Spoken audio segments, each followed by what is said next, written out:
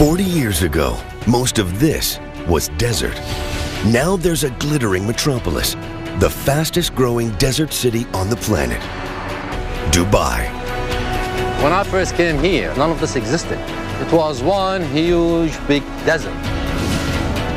Building a city like this in one of the hottest, inhospitable places on Earth seems impossible. So how did engineers do it?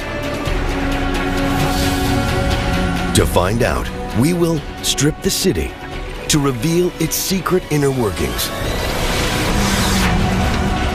and expose the ingenious technology that allowed engineers to build this jewel in the desert.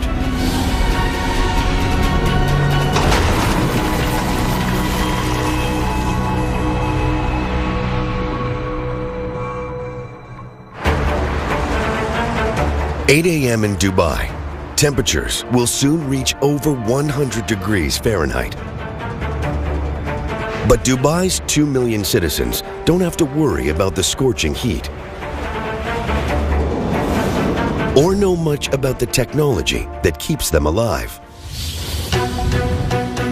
The city's most visible techno-marvel is the Burj Khalifa. Half a mile high, almost twice as tall as the Empire State Building. It's the tallest skyscraper in the world.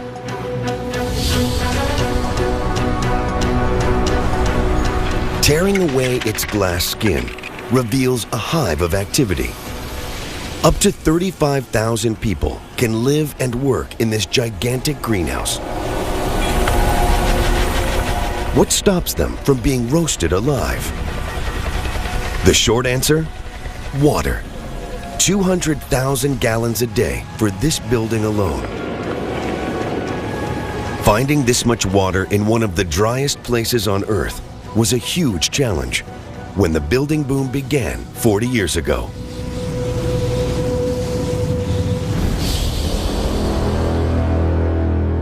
There are no rivers in the city and hardly any rain.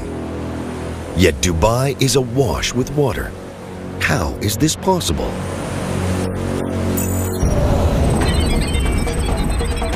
The answer lies 50 miles to the east in the Hajar Mountains. Geologist Catherine Goodenough knows this area like the back of her hand. She's part of a team that's producing an extremely detailed geological map of the United Arab Emirates. We've covered pretty much the whole of the UAE. We've done something like 30,000 observation points. We have to drive every track, we have to try and drive over most of the desert, we've had to climb mountain ridges and walk up wadis. Basically had to cover the whole country. On her mapping mission, Catherine discovered signs that the Emirates weren't always as dry as today. Here in this deep mountain valley, this wadi, we've got evidence of water everywhere that we look. The wadi itself is V-shaped. That pretty much tells you that the valley has been carved out by flowing water. And then we can see that all the rocks around here have been smoothed off, just planed off and eroded by the action of water. 2 million years ago, Dubai was a really wet place. Where the skyscrapers stand today, mighty rivers flowed through a lush, fertile floodplain. But over time, temperatures rose and the rivers ran dry. As the desert swallowed the area, the water seeped away. But it didn't all vanish. Some of it moved underground. And today, it's still flowing through the rocks deep under the city.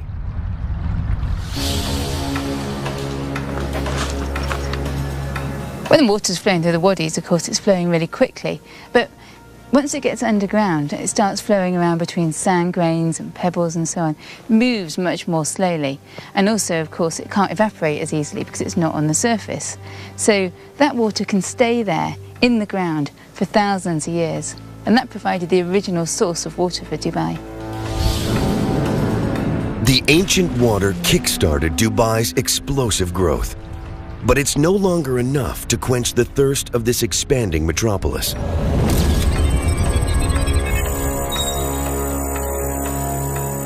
Today, the city relies on huge desalination plants that turns seawater into fresh water.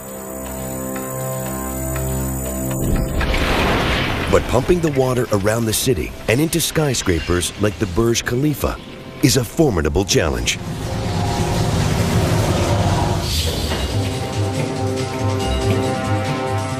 Engineer John Zwetz has overseen the installation of water networks into many of the city's towers.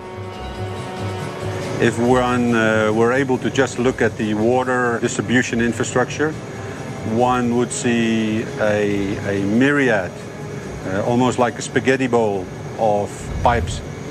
Water is distributed to every corner, at every floor, at every level.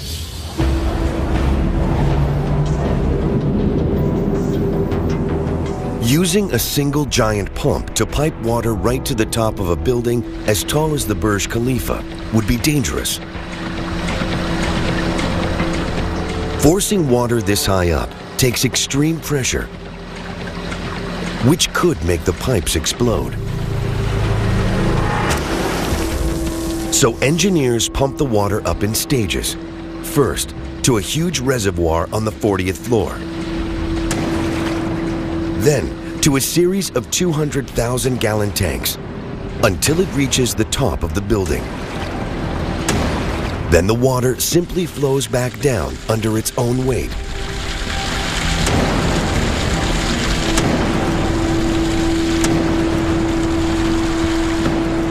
Almost 250,000 gallons of water a day pass through the building, enough to keep its inhabitants happy.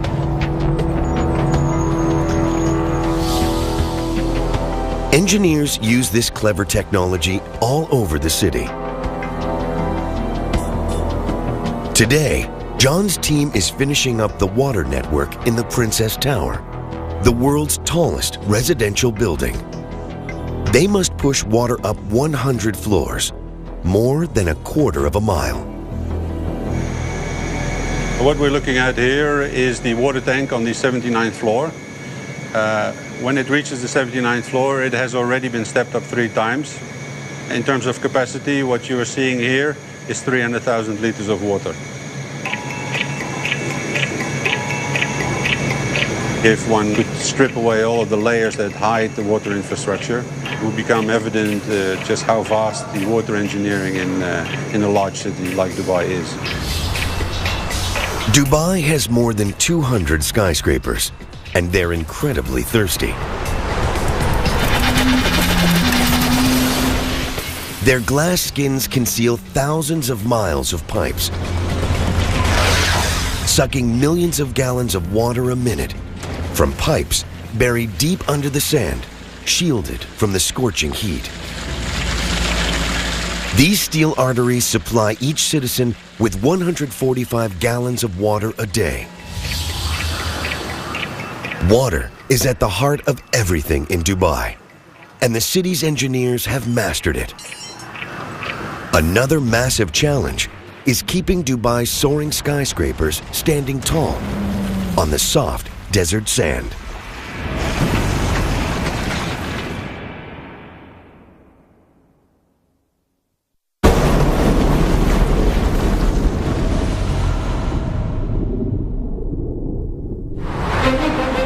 This is the most impressive street in the Middle East, Sheikh Zayed Road in Dubai. It's crammed with over 50 skyscrapers, more per block than in Manhattan. Each tower weighs up to 250,000 tons.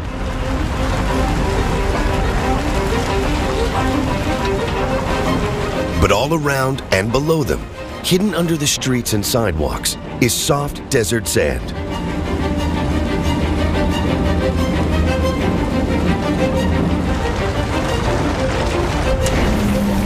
The big challenge for Dubai's engineers is to stop these towers from toppling over. This is the man who knows how it's done, engineer Nasser Nasser. His latest colossus is more than 600 feet tall, the Burj Side Boulevard Tower. Now, is this the latest drawing which we have? When I first came here, none of this existed. It was one huge big desert. The only way to move around here was only in four-wheel drive. Now look at that. You have one of the most sophisticated and luxurious towns all over the world. The Burnside Boulevard is a steel and concrete Goliath. This building weighs about 100,000 tons. So that's a pretty heavy load. You need some solid foundations to take this load and distribute it. And solid foundations need solid rock to rest on.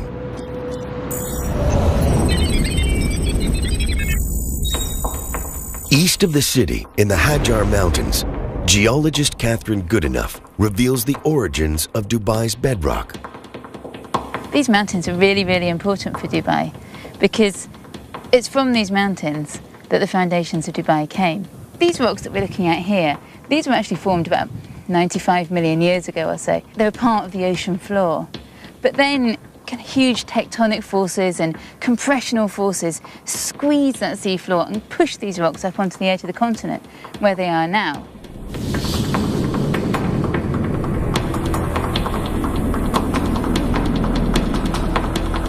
"30 million years ago, a crash of two continental plates thrust the Hajar Mountains 2 miles upwards.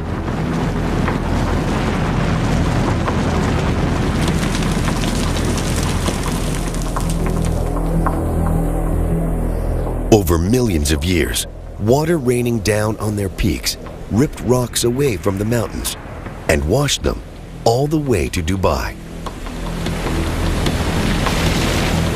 Here, they formed a thick layer of rubble.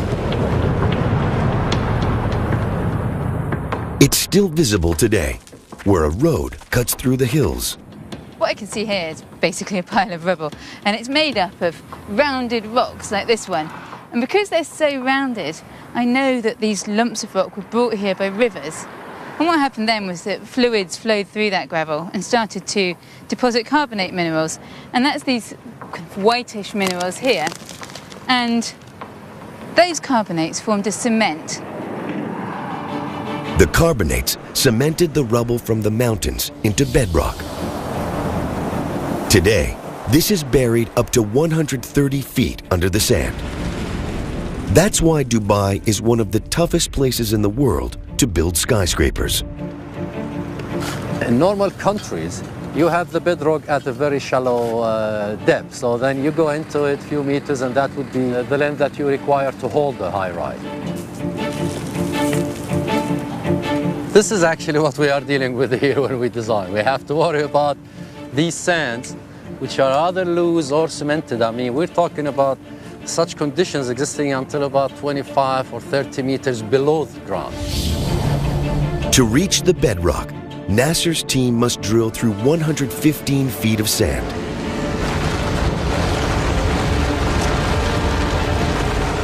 They fill the holes with a thick clay slurry to stop them from caving in. Then they drop in long steel cages and pump 100 tons of concrete into each hole.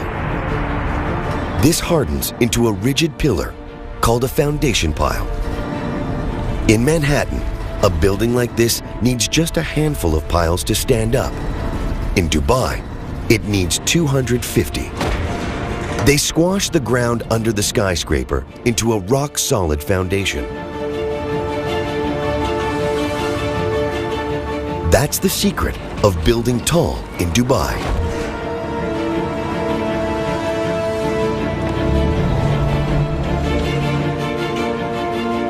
If you actually can visualize it and just look deep into the ground now, you would be actually looking at a concrete jungle with huge poles of 1 meter size. We have about 250 of them under this tower, and they stretch down to about 36 to 40 meters deep. A building like the Burnside Boulevard needs over 75,000 tons of concrete. Casting it in the desert heat is nearly impossible. Imagine in the summer, the temperature outside rotates around 50 degrees Celsius. Now, that is a lot of heat. If you start in the morning, for example, and you hit the high temperatures at 12, 1, 2 o'clock, then your concrete would simply be spoiled. You cannot. You're going to have such big cracks, you're going to have to destroy it. Cracks can cause buildings to crumble, so Nasser's team always works through the night to keep Dubai's skyline growing.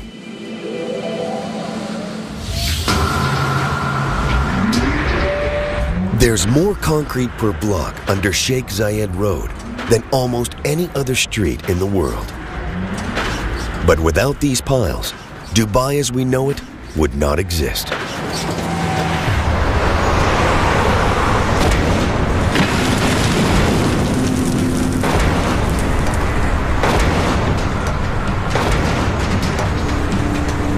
The city's engineers have cracked the challenge of anchoring skyscrapers in the sand.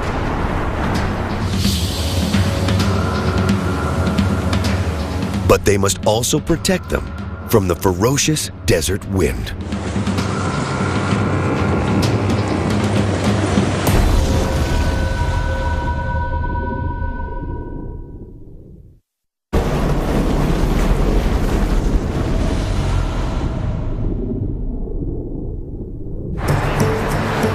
Dubai's extravagance is a magnet for the rich and famous, and this is the place where the wealthiest of them come to stay. The Burj Al Arab, one of the tallest and most expensive hotels in the world.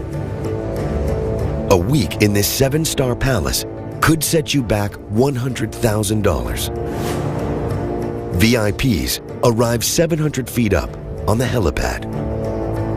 Landing here isn't always a breeze. Today, wind speed peaks at 45 miles an hour, a challenge even for former Canadian Forces pilot Don Douglas. We're half a mile back, 300 feet above the LA deck, establishing on final, firming winds again. As we get lower, I'm just going to load up the blades and anticipate for a little bit of turbulence.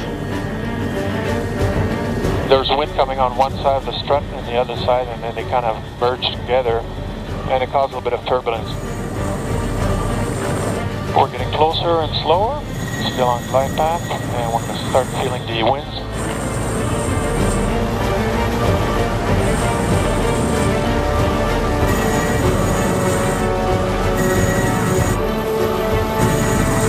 Hope you enjoyed it. Was not too turbulent? Rotor. No. Welcome back to the Virgin Islands. Warning. Today was hairy, but it can get worse. The wind in Dubai can hit 80 miles an hour. Protecting buildings from these storms is another challenge for the city's engineers.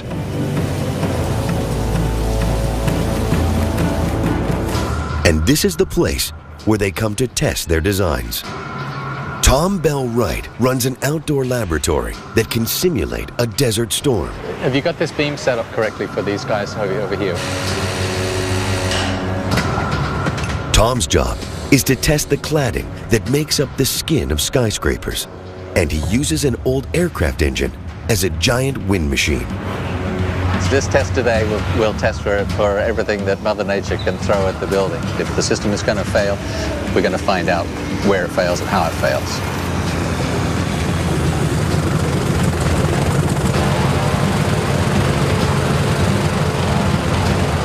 As he brings it up to full speed, it will be generating about 145 kilometers per hour. The crew add water into the mix, so even tiny cracks in the panels show up. If the inspectors spot just a trace of water inside, the design will fail.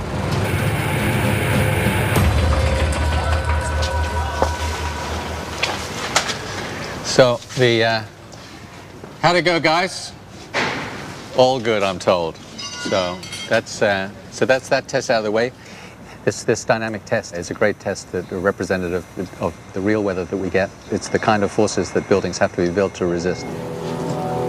But it's not enough just to protect the outer parts of a building.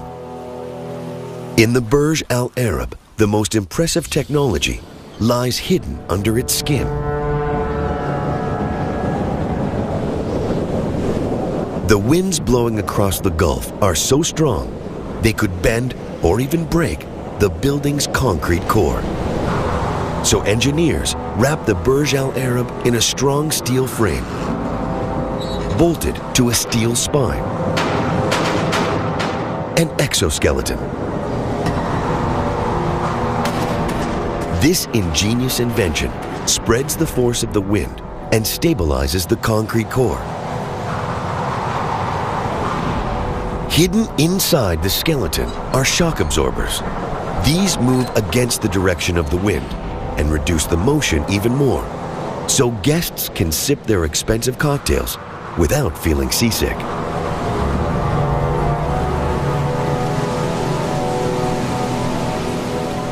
But when the winds blow from the desert, there's another threat: sand. Powerful sandstorms can appear totally out of the blue. They race towards Dubai at ferocious speeds, pelting thousands of tons of sand across the streets. The most violent sandstorms can shut down the city for days.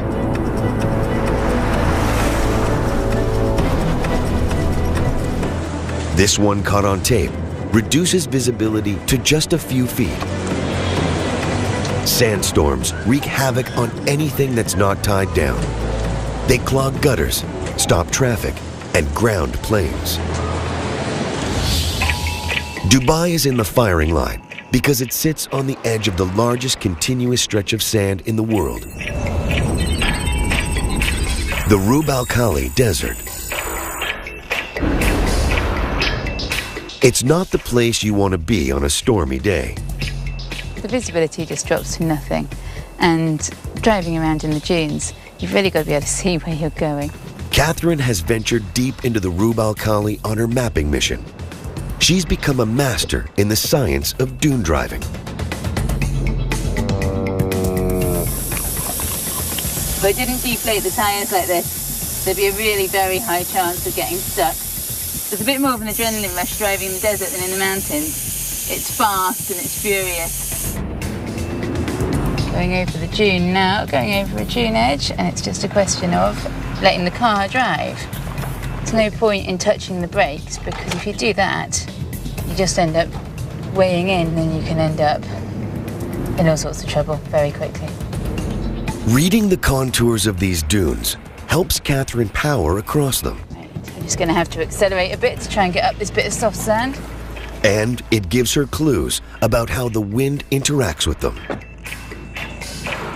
Sand dunes are a bit like puzzles, really. There's quite a lot of information in them. Heading up this dune, I can see that the shallow side is where the wind's coming from, blowing the sand grains up the shallow side, and then they're blowing off down the steep side. It's quite breezy today, but most of the sand is still just rolling along the surface of the dunes here. As the wind gets stronger, it starts to pick up heavier grains of sand. When they crash back down, they release a myriad of dust particles. These billow high up into the air in dense clouds of driving sand. When they finally hit Dubai, they're not a welcome sight. Especially if you're the man in charge of health and safety at the Burj Al Arab. The sandstorm will build up from the inland, and you can basically see it's like a big cloud that is running up here. The cloud is covering the whole of Burj, and we're looking at a speed of approximately 15 to 20 knots when it will hit the Burj. Everything is full of dust, everything gets dirty. 4 times a year, armed with jet washers, a daring crew get ready to launch themselves off the Burj Al Arab to give it a good scrubbing. This is a high-risk event because these people are completely relying on the ropes and the harnesses which they are wearing. The gusting wind makes this a tough job. It's currently running at 10 knots now, so it's getting very close to that borderline where we need to stop work and get the people back from the sail. It takes 14 nights to wash all the sand off the Burj Al Arab and make it gleam again for the visitors. Most of Dubai's wealth comes from a geological treasure, oil. Extracting it is another major challenge for engineers.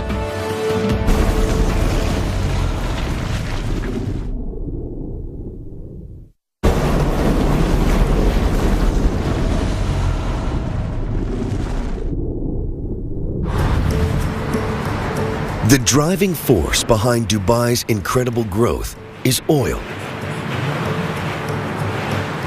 The Arabian Gulf region has more of it than anywhere else in the world, but tapping into the black gold is not easy. The waters off Dubai can be over 200 feet deep. And then there's up to 2 miles of sand and rocks sitting on top of the oil fields.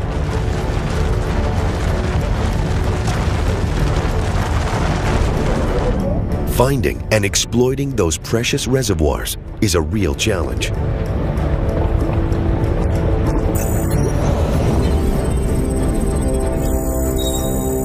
"10 miles from the city, in this construction yard, workers are building oil platforms that can take on the Arabian Gulf. Today, engineer Basil Georgakopoulos is launching a brand new one, called a jack-up rig. The rig that we're building here is specifically designed for this region, the Arabian Gulf, where the water depths range up to about 200 feet. Looks like we're just about to kick off. The jack-up rig is no ordinary oil platform. It's designed to be mobile and hunt for oil. Start rolling, start rolling. Traditional production rigs stand in one spot, fixed to foundations drilled deep into the seafloor.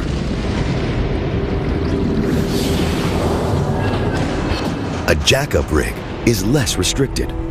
It can float out wherever it's needed and then extend its long legs.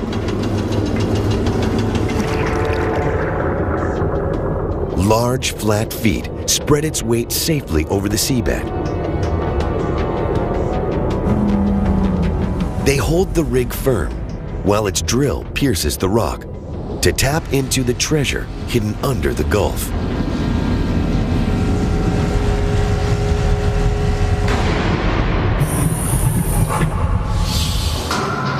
A rig like this costs $165 million to build, and we can have up to 1,000 people working on it at any one time. Such a big investment is only worth it because the returns out here are immense. The Arabian Gulf holds over 500 billion barrels of oil, the bulk of our planet's known oil reserves. How did so much oil end up in one place? Answers lie 15 miles north of the city, in a shallow lagoon. This is one of the kind of untouched bits of coastline, and I can see kind of zones that would be covered by the tide at high water. The tide has left behind thick layers of algae in the lagoon. It's got very dark, organic-looking stuff here along the tide line. I think this might be what we're looking for.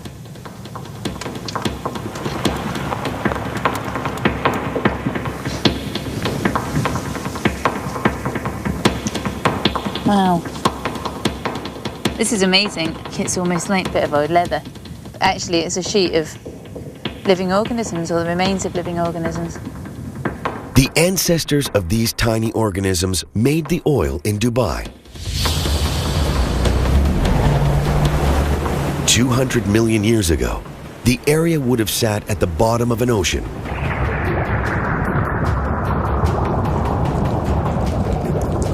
Its warm, shallow waters teemed with microscopic sea creatures. As they died, they formed a carpet of cadavers on the seafloor. Sediments settled on top, increasing the pressure and heat below. Over time, this transformed the dead sea creatures into oil. This black gold sat trapped until cracks in the rocks around it allowed it to ooze upwards and pool in hundreds of pockets deep under the Gulf. It's this geological accident that really put Dubai on the map. In the construction yard, Basil's rig is ready for action. The crew must now move the 6,000-ton steel monster onto an ocean-going barge. There's a lot of eyes watching, and it's a very critical operation so that we can actually achieve the delivery date. Right side, right side, right side, right side. They have just 80 minutes at high tide to complete the operation. If they fail, the barge could be grounded. This is the first time we try this barge, and I don't want to run out of time. At the moment, everybody's sort of watching these ramps that have moved a little bit with the tide. The team floods ballast tanks in the front of the barge to balance the massive weight bearing down on the back end. This is when the barge is really starting to feel the bending moment now. We're just going to go and watch the bow, because as the weight shifts onto the barge now, she's going to tend to want to tilt forward. All going very well, actually. The ballasting has been good. The weight's shifting nicely, so excellent. The rig makes it onto the barge just before the tide turns. In a few weeks, it will join the hunt for oil and power Dubai's expansion. It's going to go out to the Arabian Gulf. It already has a chosen location and will begin pretty much operating immediately. This is the latest in a series of oil rigs, pumping more than 50,000 barrels a day from Dubai's offshore oil pockets.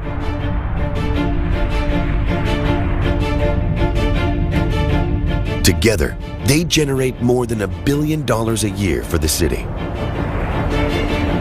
Oil helped Dubai explode into the thriving economic hub it is today. But as more and more people flock here in search of a paradise retreat, the city is running out of space.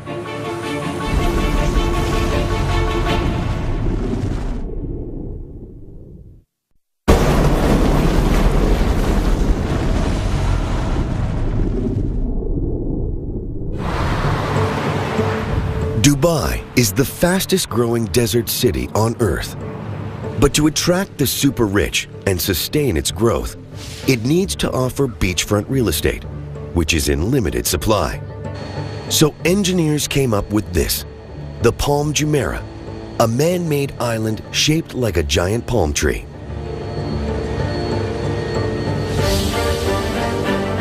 It's a monumental feat of engineering. Pulling the plug on the ocean reveals its true scale.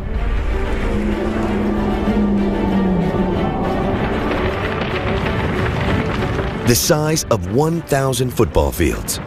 It sits inside a barrier made from over 7 million tons of rock. 150 million tons of sand create space for over 5,000 homes. A luxury island resort built right into the ocean. Akil Kazim has witnessed the island's rise from the deep. This obviously came out of a certain need, and at that point Dubai did have a very short shoreline that left very little space for luxury beachfront properties. It added 70 kilometers to our existing shoreline. This works very well because it's got a very large circumference. The island not only looks beautiful from above, it also, because of its shape of the fronts, each front has 2 rows of houses. So there's one row going that way and then the other way coming back.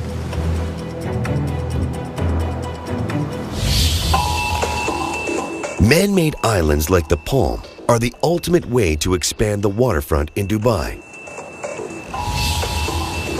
And this is the type of machine they use to build them.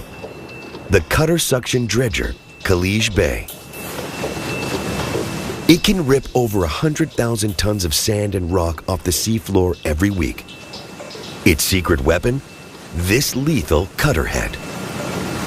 On the cutter head there are the cutter teeth mounted. These are the hammers that break the material. We are dredging rock, we are dredging sandy material. In this cutter head, at the inside there's a big suction mouth, and it sucks up all material that has been loosened by the head itself.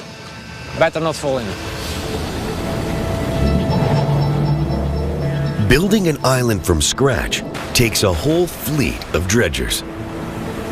They must harvest more than 150 million tons of sand. A satellite feeds the exact shape of the island to the ship's navigation systems. Pipes shoot the sand back into the sea until the rough shape of the island rises above the surface. Finally, boats with huge suction pumps smooth out the edges.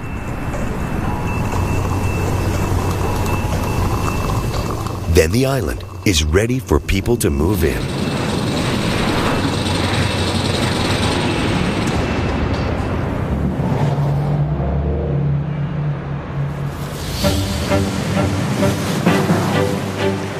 To buy here, you need cash. Lots of it. The best plots sell for up to $50 million. What makes this unique is that it's got a 275-degree view of the sea. And this person has obviously paid a premium for this location. A plot like this would typically go for about 170 million dirhams. You would obviously be someone to whom money is no object. Building into the sea is the way to go in Dubai, and the coastline has changed dramatically. Construction crews have used over 800 million tons of sand to create more than 900 city blocks of land in the sea. That's enough sand to bury New York Central Park more than 4 feet deep.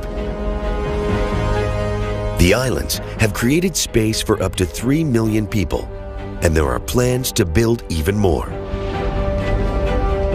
Together, they'll make the city's shoreline 7 times longer than it was.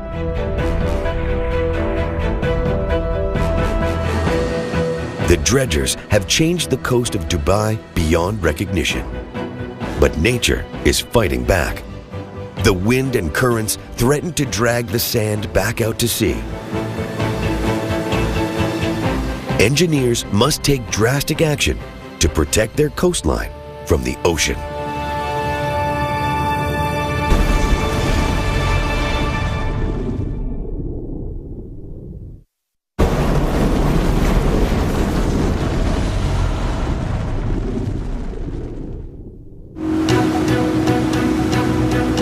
Miles from Dubai's coast, a team of divers is heading for the city's latest mega project.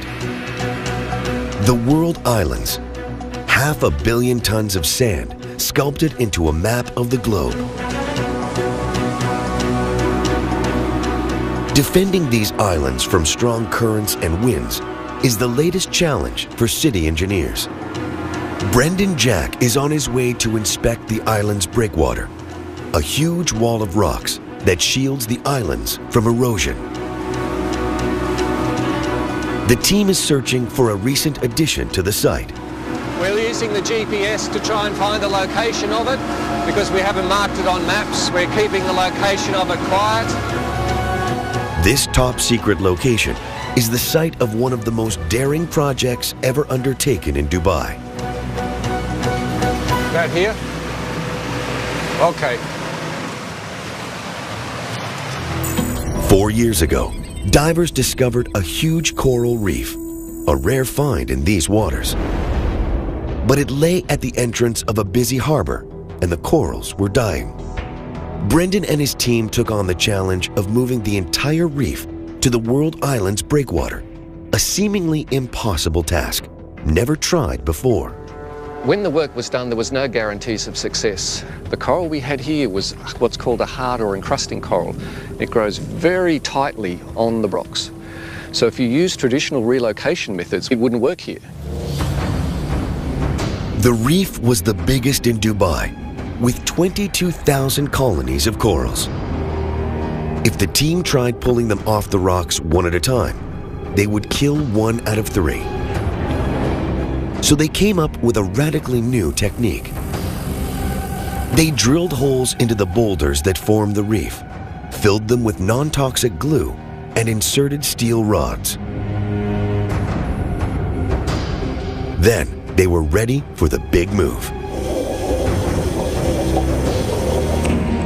A crane lifted the boulders from the seabed and tied them to a barge.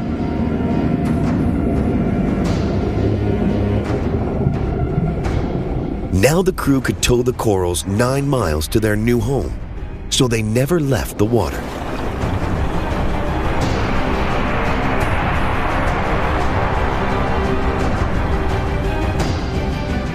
Moving over 1,000 boulders, each weighing around 5 tons, was an epic endeavor.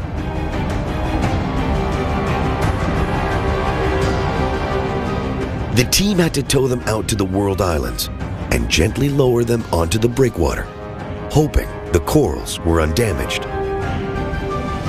They have been spread over the space of 10 football fields to give this coral the best chance it possibly has for survival and for growing more coral out here on the reef. Today, Brendan's divers are checking on the corals to see how they're doing. We're ready to dive? Okay. Rough weather stirs up the water. The swell that we're experiencing today is exactly why the reef is here. It is to provide that physical protection for the islands that have been created inside the breakwater. Normally, 1/3 of all relocated corals die. But on first count, over 90% on the World Island Reef are alive, a unique achievement. They must be on their way back up. How's it looking? Very, very, very healthy. Good, good. The reef is doing its job. Now that coral is adding to the protection for the existing breakwater that is on the world. So it fulfills a function engineering-wise, but also in terms of jump-starting the ecological growth on the natural breakwater that we have built out here. Moving the reef cost $10 million, but it's money well spent to protect Dubai's coastline. Ingenious inventions like this, hidden beneath the skin of the city, that defend its coast, suck oil from rock, anchor towers in the sand, and pump water up skyscrapers, made Dubai rise up from the dunes and become this jewel in the desert.